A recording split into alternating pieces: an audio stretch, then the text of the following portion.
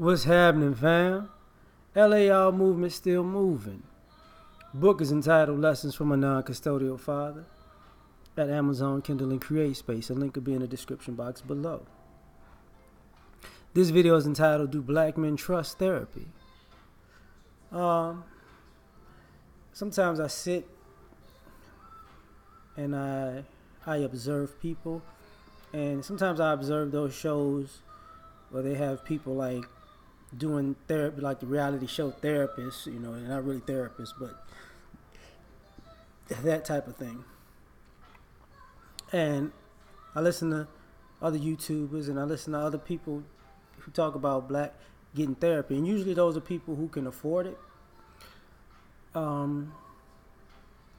But for the people who can't afford it, or who can't afford it and skeptical, especially black men, you know, I ask that question, like, do black men trust therapy? And the reason why I say that is because you have to be comfortable talking to people about how you came up and things that bothered you. And I think black men, we probably have the hardest in America with doing that because of our history with different types of people, you know. And it's hard to trust your therapist if he's not a black man. That's what I'm saying. Because our interactions with everybody make it hard for us to trust talking. Because, you know, it's kind of like when black people go to the doctor, people have these biases, whether they be consciously or subconsciously, that cause them to not really fully take your humanity into consideration, right? To the point where, I mean, I know I'll do the reverse of it. Like, I don't even want to, like, I'm fine. Screw it, I'm fine. Because I know I'm not dealing, I know y'all not going to be fair with me, so I'm fine. You know what I'm saying? So I know I do that with regular doctors. You know what I'm saying? But when it comes to therapy, I think, you know, it's hard. You know, you're gonna be comfortable talking to a white man about your problems, or a white woman about your problems, or a black woman talking about your problems, or, you know, Hispanic, Asian woman or man, or, you know what I'm saying, an Arab woman or man, a Muslim woman or man. No, because there's somewhat of a representation of the types of people who stereotype you and discriminate against you on a daily basis. So sometimes it's hard to talk to that type of person. They might be, if you get a therapist, they might be a good person, but it's just going to be harder to open up to them because, you know, one of the things about therapy is you listen.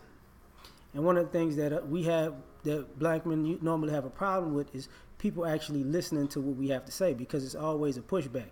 It's not like that. It can't be. People are looking for, you know, nah.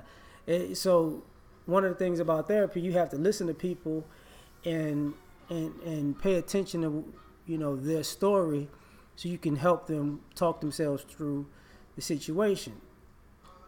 And because of people's biases, is whether they're conscious or subconscious, it puts a barrier there.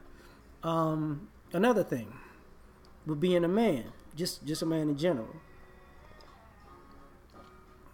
society tries to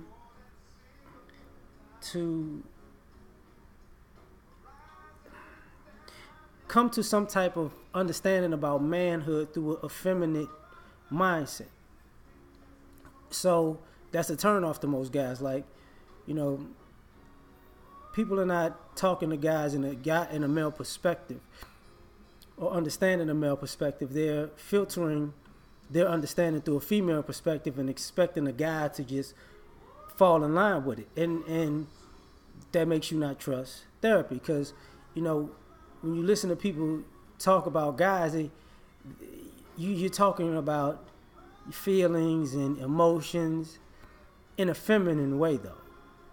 Now, we all have feelings and emotions, but we don't process our feelings and emotions in a feminine way. So when you're wanting guys to process their feelings and emotions in a feminine way, that means you're not in tune with masculine energy, masculine process, you know. So you're probably not going to be trusted, you know, and that's a problem, you know. I think one of the reasons why men don't, black men don't trust therapy is also just pride, just male pride. Just nah, I might have problems, but I figure it out on my own, and sometimes you need counsel. You need an extra, a different vantage point. But it's hard for your pride to say that you will take somebody else's opinion. Just being stubborn. Just being stubborn. Like, eh. And most people who go to therapy are stubborn. Most people have a hard time taking advice. You know what I'm saying? It's just part of that process. To be perfectly honest, most people just have an issue with that. You can't really. That is what it is. Let's just put it like that. So it's hard for people to trust because, unfortunately, people don't trust society, right? I would say another reason is it's probably hard to be vulnerable and expose yourself to a person that you know nothing about, and you're not sure if they're able to give you a good answer or options. Because that's the one thing about therapy people need to understand. Whether you're a therapist or whether you're a patient, you have to give a person options, not an answer. Because people do things differently. So you have to give them options so they can have multiple answers, the kind that fit who they are as a person, And I think it's hard sometimes for a person to take your advice or listen to your options if they don't think you're coming from a place of experience. And that's one thing about just the process of therapy is that, they're not telling you where they're coming from. You're just telling them, right? So because there's not an exchange, it's an untrustworthy thing.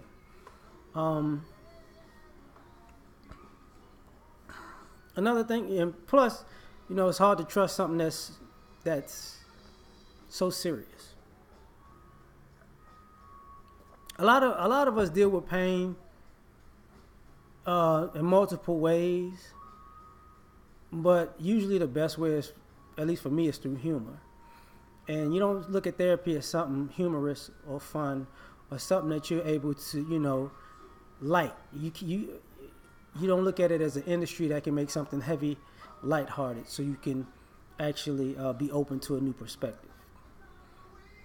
And I think because, unfortunately, it's not fun, and some of us need to be entertained to actually handle heavy things, kind of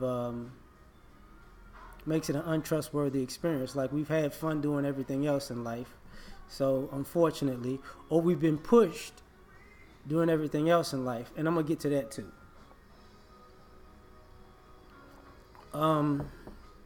It's hard to trust something that you can't see immediate results from. See, when you get pushed in school, you see the results that when you become smarter.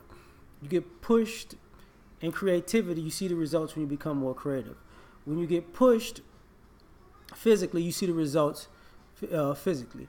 But when you get pushed, let's say, as far as self-awareness goes, you need those triggers to show up to see if you've gotten better. And you might be avoiding those triggers, or they might not just pop up. So you don't know until the situations happen. So you don't really see immediate results. So it's hard to trust the process, because part of therapy, you're trying to separate yourself from the things that you need therapy from in the first place. So you're not going to know if it's working for you until you run into those things again. So I think that makes it hard to trust therapy because you don't like dive back into the mix a lot of the times, and that's understandable.